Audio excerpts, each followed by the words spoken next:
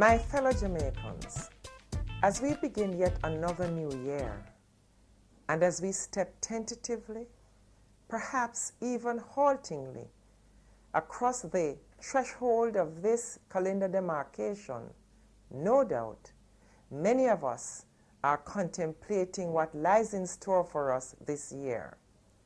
Evidently, for the vast majority of us Jamaicans, the anticipation which traditionally greets the dawning of a new year has been tempered by the prevailing economic challenges which face the world and Jamaicans in particular. Notwithstanding the mounting difficulties that the average Jamaican family is enduring, today is, in fact, the start of a new year. Every new year marks an opportunity to see things from a different perspective. As a people, we could choose to continue to expend valuable time and energy looking back and apportioning blame. That, however, will achieve very little in terms of advancing our development. So then, let us seize this new day, in this new month, in this new year and new decade, to make it our resolve to recommit ourselves in the interest of our country for a renewed effort for national development. As we start this year, let us begin by taking responsibility as individuals, as families, and as a nation for those things which are within our control. First and foremost, let us determine that we will not lose hope, because desperation and surrender are completely uncharacteristic of the Jamaican people. We are not unaccustomed to challenges, but we rise to every occasion, and we always overcome. I recall the words of national hero, the Right Excellent Marcus Garvey, when he said, "Let me say to you that a greater future is in store for us. We have no cause to lose hope, to become faint-hearted." Garvey continued, "We must realize that upon ourselves depend our destiny, our future. We must carve out that future, that destiny." Just as we struggled through slavery and apprenticeship to emancipation, through colonialism to independence, and though we might have to struggle through this year, in the end, we will triumph. Within us reside the indomitable survival instincts of our ancestors and forebears who survived the horrors of the plantations. Within us lies the invincible fighting spirit of heroes and heroines, named and unnamed, who, despite apparently impossible odds, stood up to be counted for freedom, equal rights, and social justice. We owe it to their memories, to ourselves and to our children, never to lose hope and never to surrender in the face of the challenges of our time. We too must stand up and be counted for equal rights, equal opportunities, brotherhood, fairness, and justice. Now more than ever, we need strong leadership, a leadership that is inclusive, compassionate, respectful, and caring.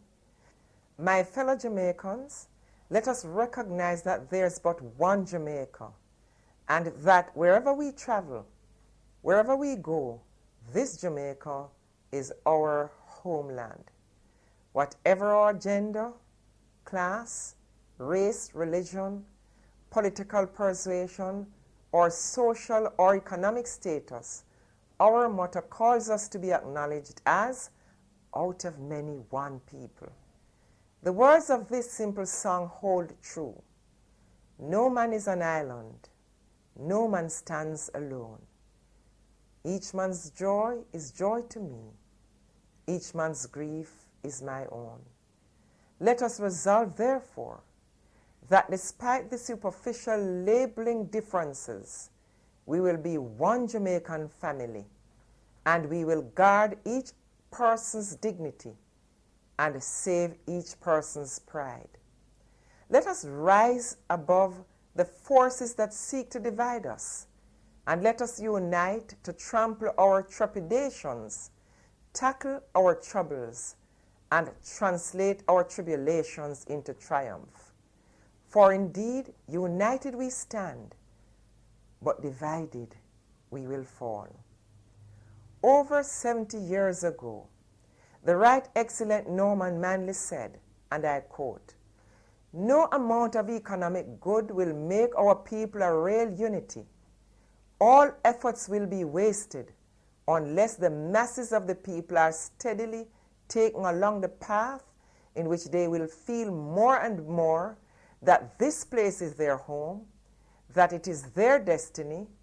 They will then do more for it, more work, more effort, more thinking, more sacrifice, more discipline, and more honesty than by any other measure you can bring in this country." End of quote. He went on later to say he had hope in the quality of the people of the land, a people tough and resilient, taught by adversity to endure hardship with patience, given some special spirit of loyalty to inspire them in their devotion to the causes they espoused, a people well understanding right from wrong, well understanding decency in government, well understanding justice and the rule of law. Norman Manley's faith in his people was well placed. My faith in you in our time is no different. I affirm that as a people, we are strong and resilient. We have a special spirit of loyalty to our country. We are inspired in our devotion to our development. We understand right from wrong. We understand decency in government. And as a people, we understand justice and the rule of law. My fellow Jamaicans at home and in the diaspora, my pledge to you this day is that I will stand firmly with you as we take responsibility for our collective destiny as one people, united for the peace, progress, and prosperity of every Jamaican citizen. I invite all of you to make a similar pledge, assured that working together, we can all be triumphant. In the words of our national hero, Marcus Mosiah Garvey, we have one God, one aim, and one destiny. And I say to you, as one Jamaica, one family, let's shape the future together. May God bless you all, and let us strive onward for the betterment of our country, Jamaica, land we love. Thank you.